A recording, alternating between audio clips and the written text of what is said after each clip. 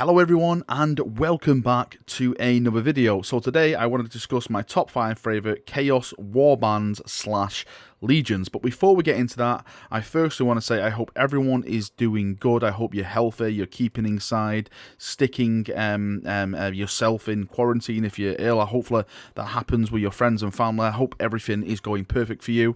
I'm going to be trying to do daily videos, daily updates to keep you chaps entertained while we're all going through this quarantine and stuff like that. If you've got any ideas about videos or certain aspects of the lore you'd like me to cover and give my feedback on, post it down below and maybe that'll give me some ideas to do to keep us all more entertained. Anyway, let's jump in and let's discuss my top 5 Chaos Warbands / Legions. Now, starting at number 5 and working our way down to number 1. Number 5 for me has to be the Sons of Horus. They were formerly known as the Lunar Wolves, and they went to the Sons of Horus, and then you can debate they went to the Black Legion, but I want to talk about the actual Sons of Horus as a whole.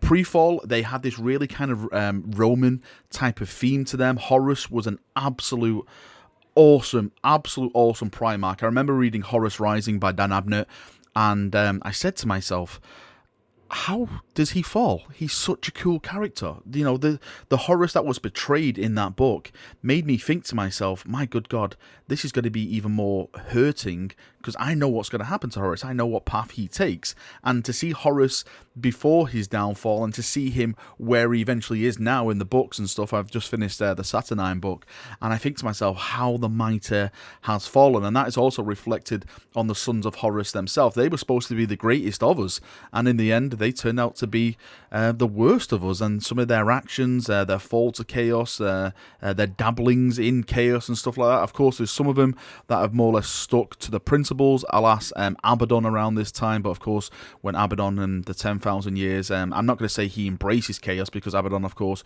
uses chaos to his own means to finish the jobs. He wasn't used like Horus was. That is one of the lessons he actually learned from dealing with chaos. And when you actually look at them as like a legion, they were very based on brotherhood and loyalty towards each other. That is something I massively respect when I look at Space Marines and stuff. That bond of brotherhood and working together and respecting each other. Like they had the Mournival there, where Horus basically took advice from his trusted advisors, which you didn't normally have among a lot of people, especially someone as high as Horus, actually taking advice of his sons and stuff like that. Massive respect for that kind of stuff. I know that did carry on while they turned against the Traitor and stuff, but of course the more that Horus was empowered by chaos, the more that he more or less thought he was right and what he was doing was in his kind of destiny, and it was his place to do it. Moving on to number 4, the next Chaos Warband, well, they were actually known as the Astral Claws before they fell and they became the Red Corsairs.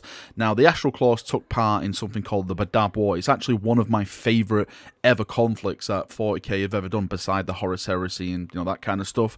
I really do wish that actually GW would expand on this and maybe do like a book series, because there's so many chapters involved. There's so much politics and warfare and destruction. You have Space Sharks, Executioners, the Astral Claws, the Mantis Warriors, the Minotaurs are there if I'm not mistaken. There's just so much that happens there. I think it would be an absolutely amazing series to cover. There's just so much information to discuss a part of that. Now, their chapter master was called Huron. He's actually still called Huron, but he's called Huron Blackheart now. When he gave himself over to the powers of chaos, he basically did a little names change and stuff. Chaos kind of re-empowered him, made him up. He's got like all augmetics and stuff. But the really thing I like about the Astral Claws, aka the Red Corsairs, because that's what they're really called now, the Red Corsairs, is that they're actually pirates in space. It's like one of these chapters where you actually think that they go around and they will actually just jump on anything they can just to loot it, rip it apart, and take it to make their war effort a lot more. Also, Huron actually has kind of a little rivalry with Abaddon, which I like. I'm sure that Abaddon would smash him into the ground because plot armor and stuff with Abaddon.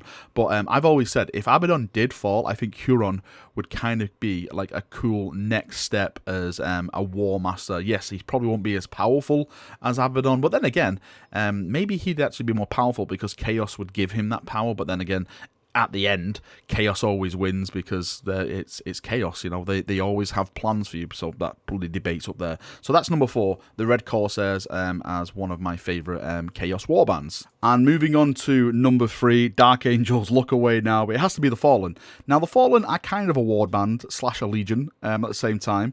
The Fallen are, of course, those who were still loyal to Caliban during the so-called Horus heresy, when Luther was sent back there with some of his companions. A darkness grew, let's say, in his heart. Maybe the planet itself was corrupted. That's what it's kind of leading to. We haven't really got to that end yet. But Luther was basically turned against the Lion, and all the Marines that were basically supposed to be bred on Caliban to send to the Lion's aid, Luther hoarded them for himself. And when the Siege of Terror was over, after the Emperor was put on the Golden Throne and the Lion went back to Caliban, they basically opened fire upon him. Lion went down to the surface to fight Luther, but Luther has been pumped up on some chaos juice at the moment. They had a little fight. The Lion was basically knocked unconscious, let's say. Again, we don't really know how the fight really went down. It's just some of the old lore that we've got. The Watchers of the Darkness carried them away. Carried the Lion away. Luther was imprisoned in the rock. The planet was more or less blown up. Well, it was blown up at all. And the Dark Angel as Primarch was, well, I wouldn't say forgotten, but he was lost, let's say. He is actually still in the rock, but actually no one knows where the Lion is. Only the Watchers know where he is, and they won't be telling anyone about his whereabouts. But the thing about the Fallen is that they were scattered across the galaxy then, and ever since then there's been this mass hunt by the Dark Angels to get them, so their secret does not slip out. And I've always liked that mysterious thing, like with Cypher and stuff. Is Cypher a Fallen? Is he really working in the Emperor's name? He is carrying the Lion's sword, even though it's a shattered sword and stuff on his back. What does he plan to do? We all know that he wanted to get to Terra, maybe to actually kill the Emperor, so maybe when the Emperor dies, everything resets and stuff. That was the kind of theories that's around it. But the Fallen themselves are really, really cool, very, very, very mysterious, and I like how they play into the politics of the Dark Angels, because the Dark Angels can be like going to a planet, like to do or quell like a full-on, let's say, a war, and if there's like one sighting of a Fallen, they do not care. They would just break off from fighting the Orcs, and they would just shift all their resources to either capture or kill this one guy for some interrogation. They do not care about anything else once a Fallen pops up on their radar. So I kind of like how the Fallen have that power still over the Dark Angels and their motives and stuff like that. Yeah, I think they're really, really cool. Now, the top 2. So coming in at number 2 has to be the Night Lords. Now, this is very, very strange coming from me because I'm a huge Imperial Fist fan, and I hate what Conrad Kurz did to my glorious father, Rogel Dawn, ripping out his throat. Such a sucker punch of a move. Yes, I remember. How dare you do this to my Gene father.